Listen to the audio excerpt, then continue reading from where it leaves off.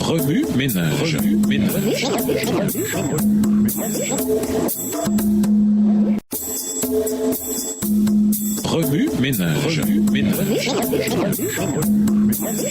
Bienvenue dans votre émission. Remue ménage. Nous voilà à la leçon du dimanche, d'importants préparatifs, intériorisés. Dès sa première rencontre avec Moïse, Dieu promit que les négociations avec Pharaon aboutiraient finalement à la libération des Israélites. Exode 3, le verset 10. Cette conclusion était imminente. Dieu commença par dire à Moïse qu'il n'y aurait encore qu'une seule plaie. Après quoi, Pharaon les chasserait d'Égypte. Pour s'y préparer, les Israélites devaient demander des biens matériels à leurs voisins égyptiens. Nous lisons ensuite une déclaration très importante. Le Seigneur amena les Égyptiens à considérer les Israélites avec faveur. D'ailleurs, Moïse lui-même était un personnage très respecté en Égypte, tant par l'entourage du Pharaon que par la population. Exode 11, verset 3. Le prophète de Dieu était devenu une voix hautement respectée parmi les Égyptiens, depuis ceux de la classe inférieure jusqu'à ceux qui travaillaient à la cour de Pharaon. Cette déclaration suggère que lorsque Moïse annonça les instructions pour échapper à la dernière plaie, il n'y avait aucune limite quant aux personnes qui pouvaient être sauvées. Le fils de Pharaon avait été sous la menace de mort avant même le début des plaies. Exode 4, verset 23. Mais un moyen d'y échapper lui était maintenant offert. Les maisons des Israélites qui se préparaient pour la Pâque pouvaient aussi devenir des maisons de salut pour les Égyptiens.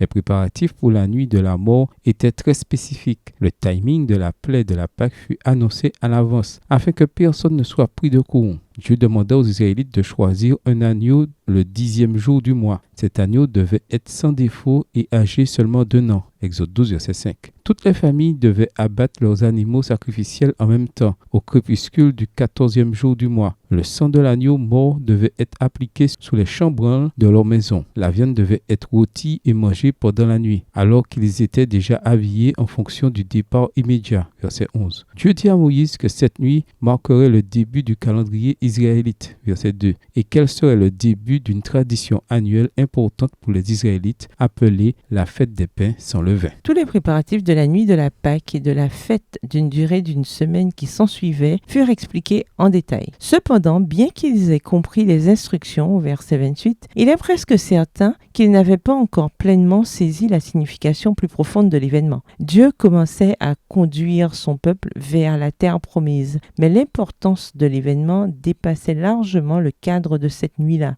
Dieu établit une célébration annuelle qui devait à la fois rappeler aux Israélites leur délivrance de l'esclavage et leur enseigner le plan ultime de Dieu pour leur salut éternel et leur délivrance du péché. Revenez à votre texte écrit et étudiez le passage. Encerclez les mots ou expressions ou idées répétées. Soulignez les mots ou expressions qui sont importants et qui signifient quelque chose pour vous. Reliez par une flèche les mots ou expressions aux autres mots ou expressions associés au connexe. Quels éclairages particuliers vos notes semblent-elles indiquer dans l'ensemble? Mémorisez votre verset préféré, tirez d'Exode les chapitres 11 à 13. Écrivez-le plusieurs fois pour vous le rappeler plus facilement. Quelle est votre fête préférée? Pourquoi? Comment nous assurer que nos maisons sont aujourd'hui des lieux de salut où Dieu nous protège? Au revoir. Et à demain si Dieu veut.